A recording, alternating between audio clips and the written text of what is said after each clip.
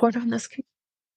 Hi, welcome Bright Lights to Healers with Humor, a podcast brought to you by Candice, the visionary behind Indiglow Soul, and Shelly, the owner of Finding Your Light. Join us as we explore the intricacies of our healing experiences and share the wisdom we've accumulated along the way. In each episode, we're going to invite you into our intimate conversations where we candidly explore the highs and the lows of our healing experiences. Through our podcast, we want to extend our hands to those navigating their own path of healing, offering a sanctuary of understanding and companionship. Whether you're navigating through the shadows of self-doubt or reveling in the glow of self-discovery, Healers with Humor is there to honor the strength that it takes to heal and celebrate the joys of self-love and growth. Join us on this journey, embracing the beauty of healing and the power of community.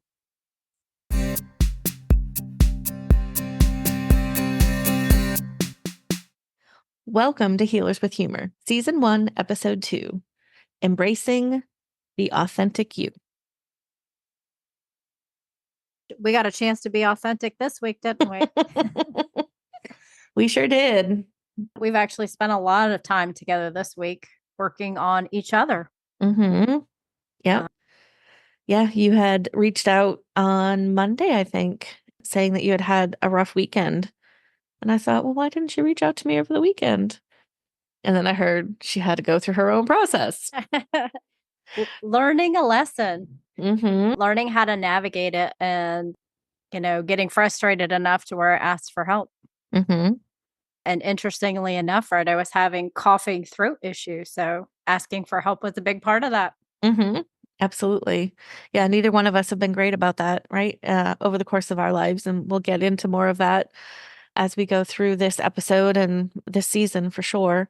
And I had a chance to reach out to you as well this week for some help, which isn't always easy for me. I always think that I can, just do it myself or whatnot. But I have recognized over, the last year or so that other people, other healers have medicine that I don't have. And so I can do as much as I can for myself. And then a lot of times there's just a little bit more that I need that somebody else can help me with. And so I reached out. I had done some digging of my own around some emotional stuff and asked you for some additional help because I felt like there was a little bit left that needed. And interestingly enough, it was around my esophagus. And so that obviously also has to do with, talking and digesting and all those good things. So Yeah, I definitely think if I look back over the last couple months, the things that we've been working through and helping each other with, there's actually been some similarities. mm-hmm. So a reason that we're on this journey together. For sure. For sure. All right. Well, let's jump in to talk about how authentic we can be. All right. So I have a quote for today. Yes. Be so authentically you that others feel safe to be themselves too. Mm. So I think as we open ourselves up to vulnerability and being ourselves, right, we're definitely giving others the permission to do that. Yeah, absolutely. Holding that space.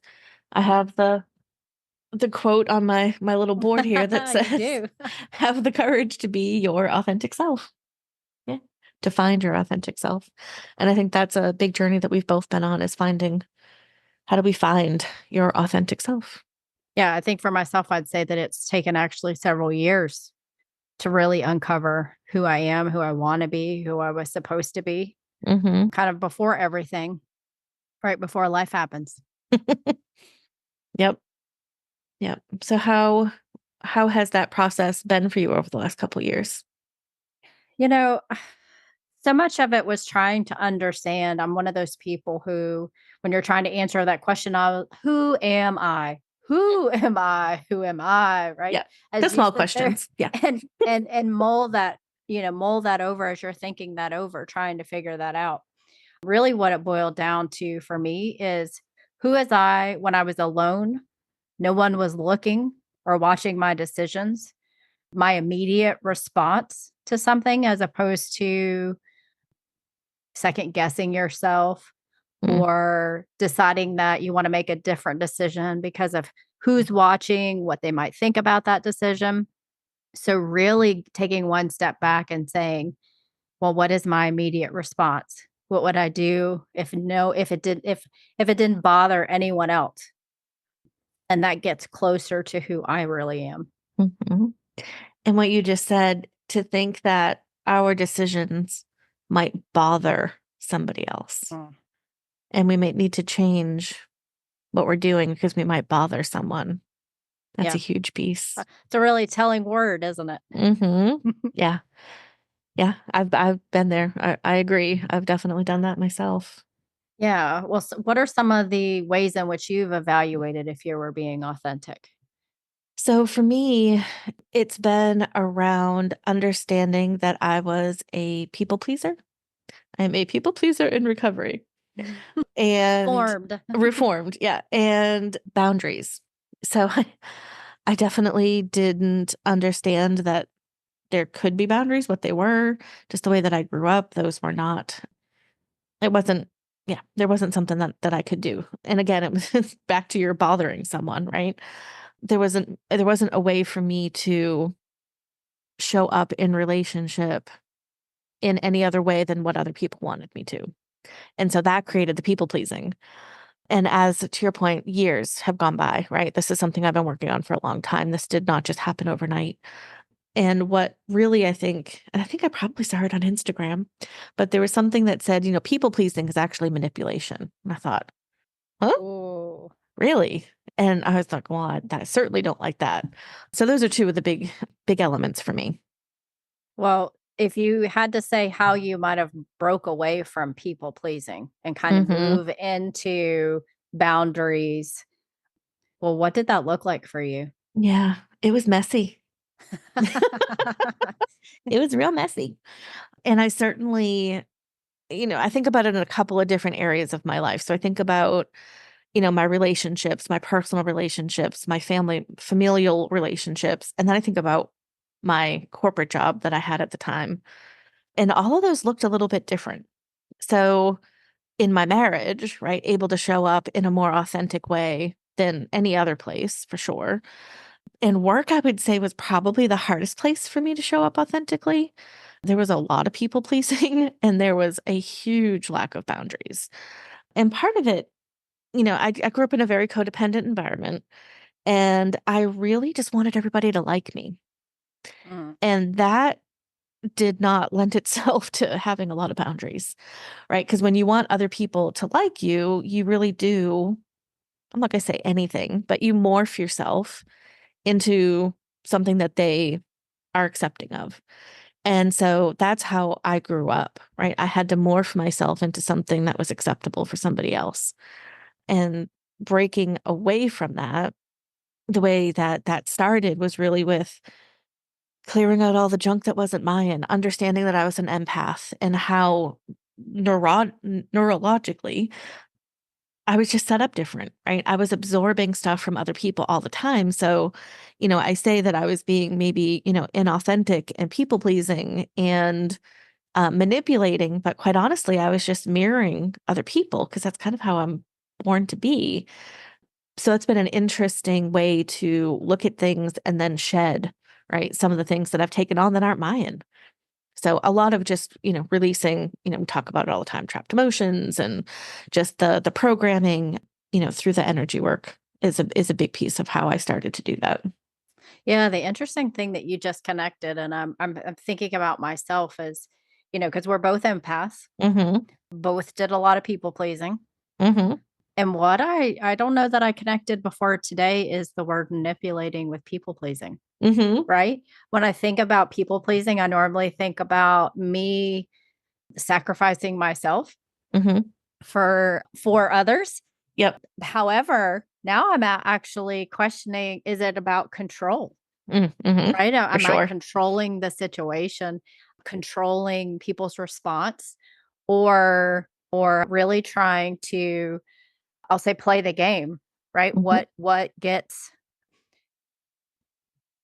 in my job, right? What gets a good rating? Yeah, exactly. Because, what I did learn is that I had a lot of, I'll say, habits at work that were, emulating what got people more money. what got Mm-hmm. people higher ratings, but they weren't things I enjoyed. Right. So definitely, I'll have to think about that a little deeper over the next week.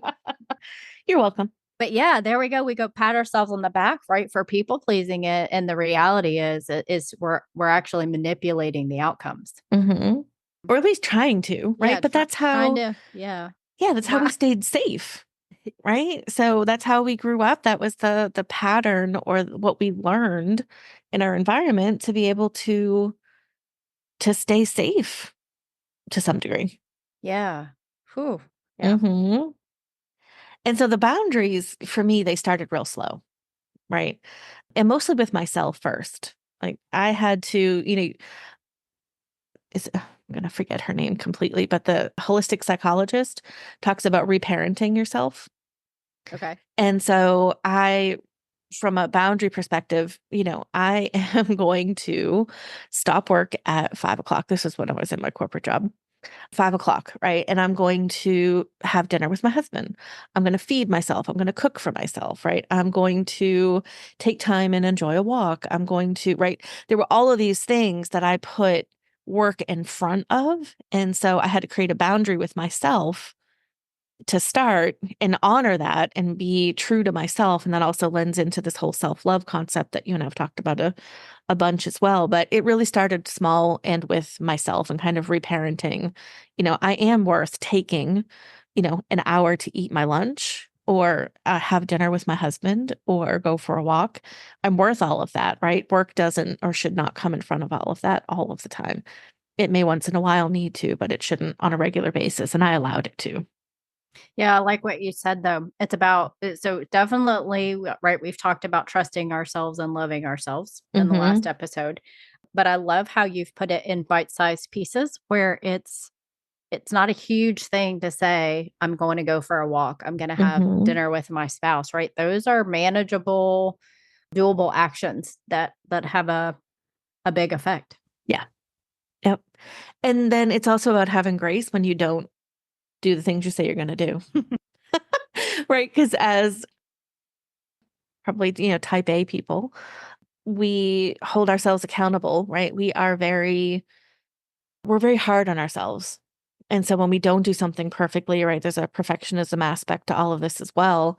But when we don't do something, we say we're going to, sometimes we can be hard on ourselves. And that's also another thing that I've learned through this process is, and we'll probably talk about it, more in another episode, but listening, right, to my body. And when I may have said, yeah, I want to do that. And then the day of or the day before, my body's like, I don't want to do that. Learning to honor that. But yeah, the boundaries and then the people pleasing for me, and I think we'll talk about this a little bit more too, is or maybe I was going to pause for a second so I can cut this out. So, Shelly, talk to me a little bit about how you've instilled some of these changes, right? And how other people have reacted to the changes that you've made. I think it really comes from a lot of what you just said, people pleasing and boundaries. As I started, I'm going to say stopped trying to people please, right? And focus a little bit more on myself. Hmm. I think that confused people.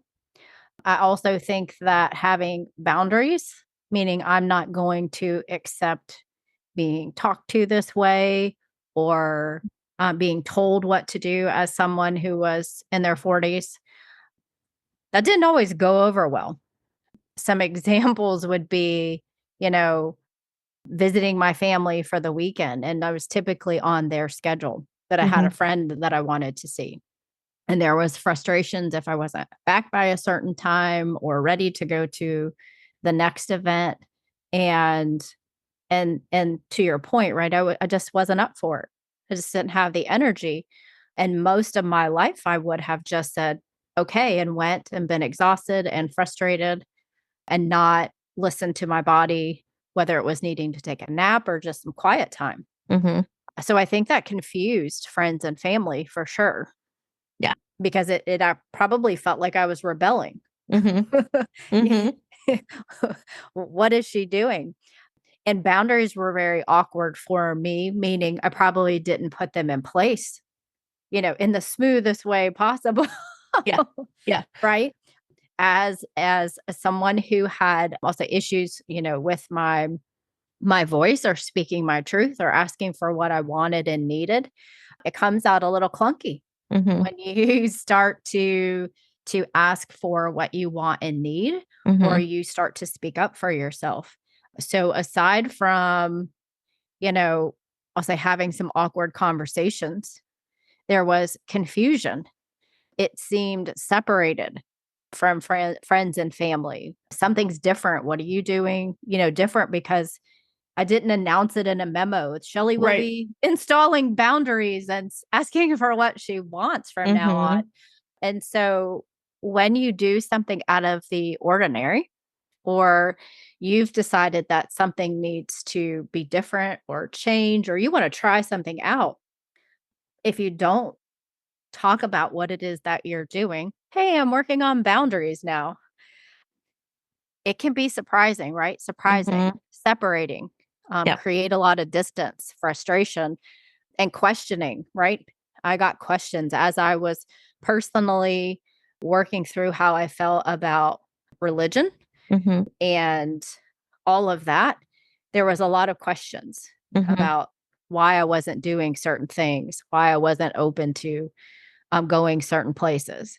And I just thought for right now, I'm in, I am in question mode, right? Not in Mm-hmm. pleasing mode. Yeah. So Yeah. that's It's a been big shift. really interesting. And I would say, with people, friends and family members, that we may have gotten more distant or more separated for a period of time Mm-hmm. and then came back together. And in some of those relationships, it's actually much better, right? Yeah. You put in a boundary, or you let folks know what you're doing, and it separates you for a time, and then they actually understand it's about you. It's not trying to hurt them. Mm-hmm. Yeah. And that's the key to boundaries, right? You're not trying to change anybody else's behavior Mhm. or manipulate, right? You're again coming back to your authentic self and figuring out what works for you and what doesn't, and that it can be different than it looked 5 minutes ago or 10 years ago.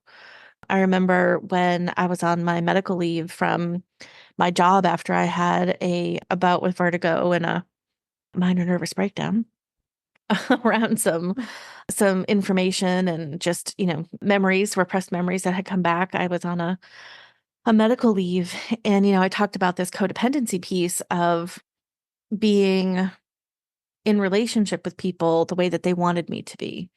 And part of that growing up was that I always had to be okay.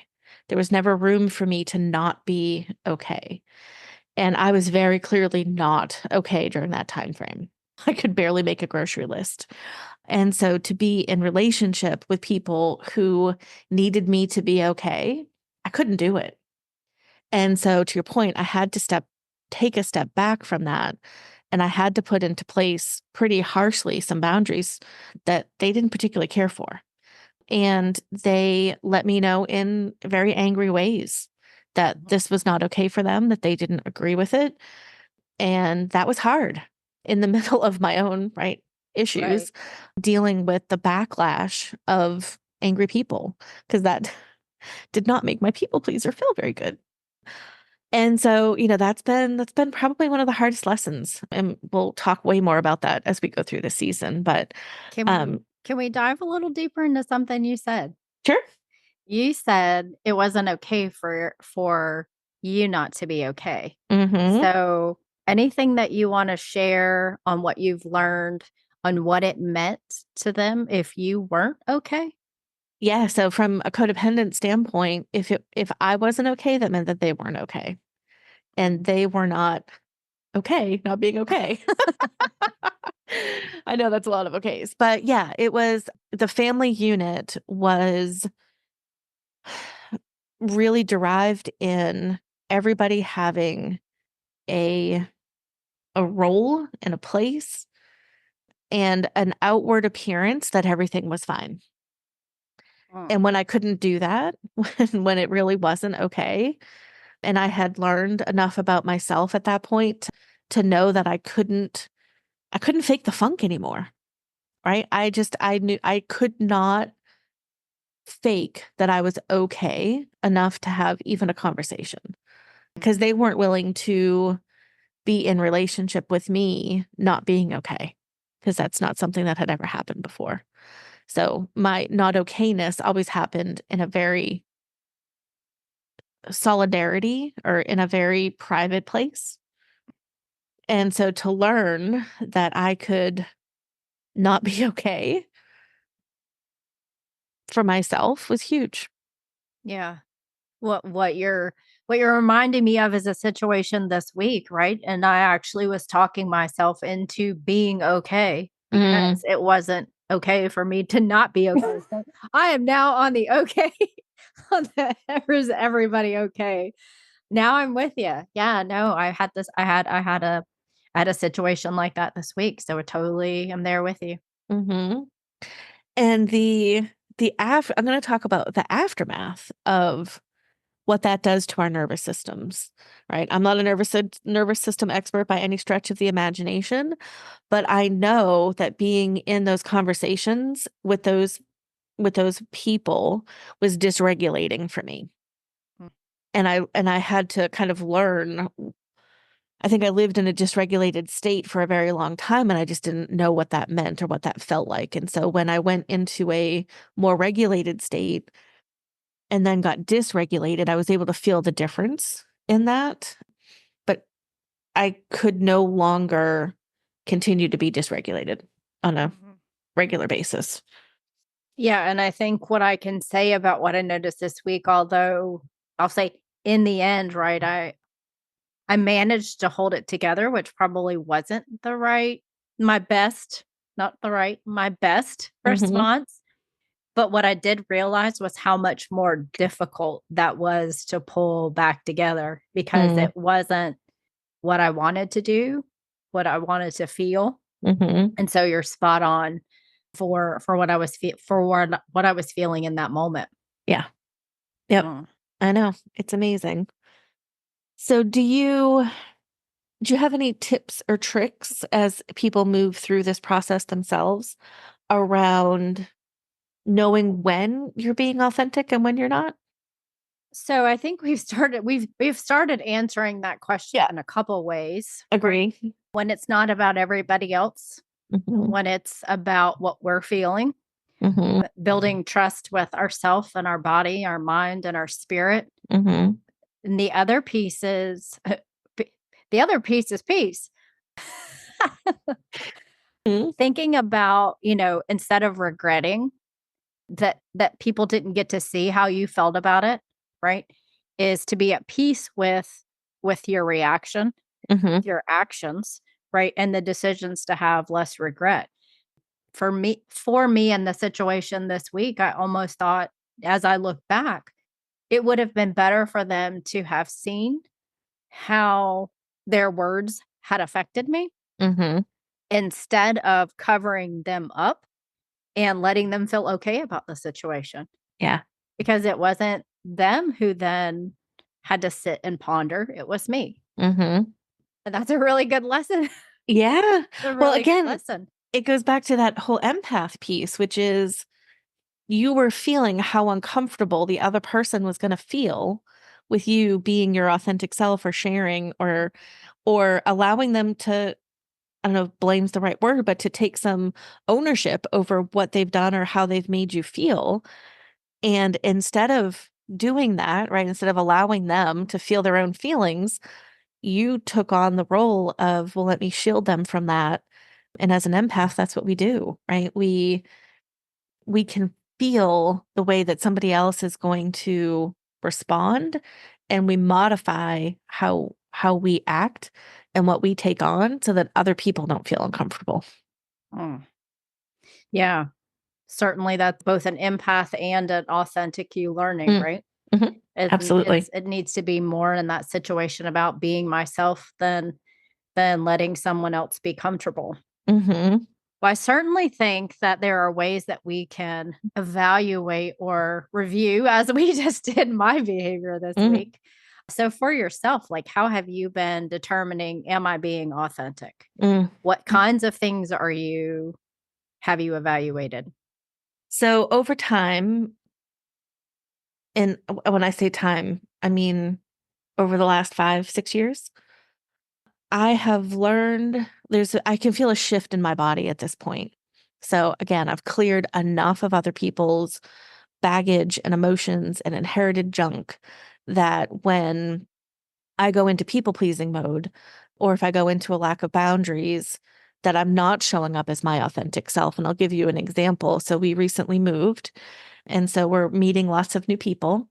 And, my husband and I are both people pleasers in reform. And one of the things that we like to do when we meet new people is just, create conversation and ask questions. But what I've recognized over time is that we ask more questions than we receive questions. And so that's been a huge piece for me in learning whether I'm being authentic or not. And when I am the only one asking the questions and keeping the conversation going, then I know that I'm in people pleasing mode and that I need to, I don't want to have that awkward silence or whatever.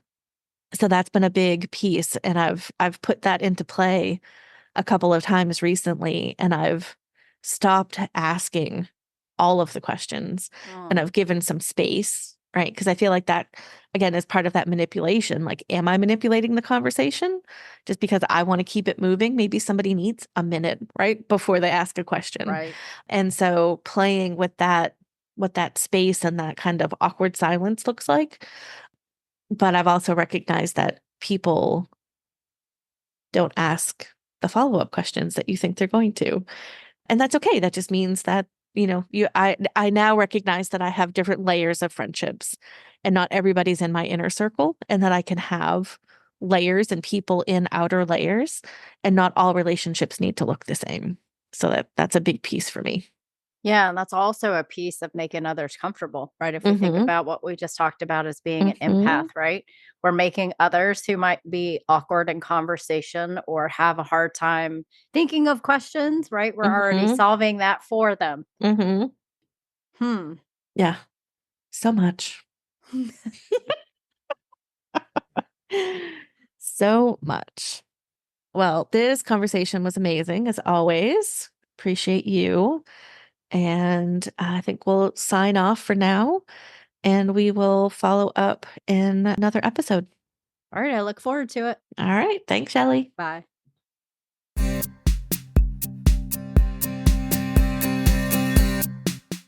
As we conclude this episode of Healers with Humor, we want to express our deepest gratitude to you, fellow bright lights. Thank you for joining us on this heartfelt exploration. Our journey began with a chance encounter at an expo, two souls seeking healing and connection. Through shared experiences, laughter, and tears, we forged a bond rooted in trust, love, and the relentless pursuit of growth. We invite you to continue this journey with us by sharing your own healing stories and connecting with us. Your presence in our community enriches our collective healing experience, and we're honored to walk alongside you. Stay tuned for our next episode, where we'll explore topics that resonate with the soul, offering insights, guidance, and inspiration along the way. Until then, remember, you are not alone on your healing journey. Thank you for tuning in, and may your path be illuminated with love, courage, and endless possibilities.